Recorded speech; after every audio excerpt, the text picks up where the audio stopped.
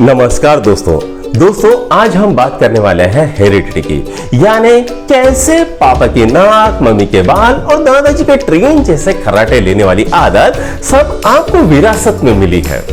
और ये सब हुआ जीन की मदद से। जीन यानी प्लांट नहीं, बल्कि सेल में रहने वाले जीन की हम बात कर रहे हैं।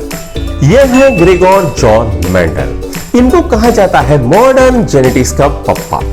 इन्होंने बहुत ही उचित काम किया।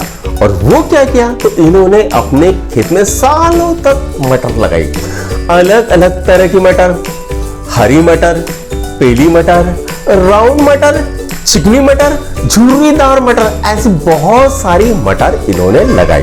और उसे सोचने लगे शायद ये कोई सलाद का बिजनेस करने वाले हैं। लेकिन ये तो हेरिडिटी के रहस्य सुलझाने में लगे हुए थे। इन्होंने कहा हेरिडिटी जीन की मदद से एक जनरेशन से दूसरे जनरेशन में ट्रांसफर होने वाले बायोलॉजिकल कैरेक्टर होते हैं।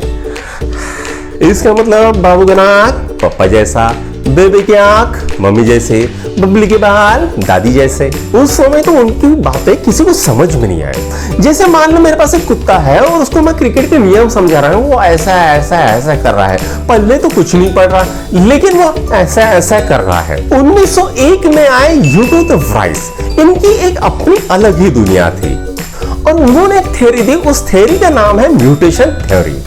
बोले बदलाव कभी कभी अचानक हो जाते हैं, जैसे ठग्स ऑफ हिंदुस्तान। ये बिल्कुल मान लो वैसा है जैसे कोई बॉलीवुड की फिल्म चल रही है। और म्यूटेशन वो सीन है जिसमें पता चलता है कि भैया हीरो का एक खोया हुआ भाई है। 1902 में आए वॉल्टर सटल। इन्होंने सबसे पहले माइक्रोस्कोप के अंडर में ग्रासहॉपर के क्रोमोसोम को देखा था।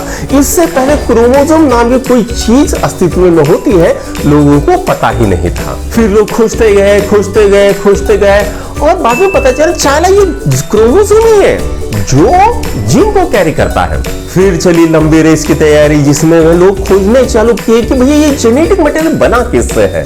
1914 में आए तीनों की जोड़ी, ऑसवाल्ड एवरी मैकार्टी और कॉलिन मैकलॉड। इन्होंने कहा डीएनए ही जेनेटिक मटेरियल है, बस वायरस ने कहा कि हम अलग हैं। 1961 में फ्रैंक जैकब और जैक मोनोड, इन्होंने बैक्टीरिया की मदद से बताया कि प्रोटीन किस तरह से बनता है। और बिना प्रोटीन के ना तो रहेगा मसल्स, ना रहेंगे बाल और ना ही हमारे पेट के अंदर समोसे पचेंगे।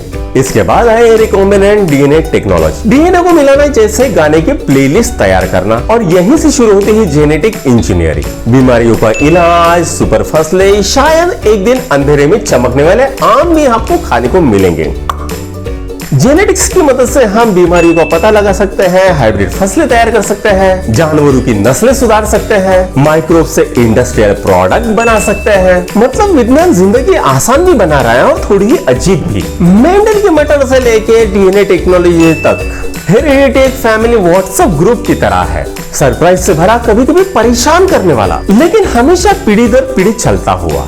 अगर आज कुछ नया सीखा तो लाइक करो, दोस्तों के साथ शेयर करो और याद रखो तुम्हें तुम्हारा जीवन जीन नहीं दिया है और उन्हें शुक्रिया बोलो।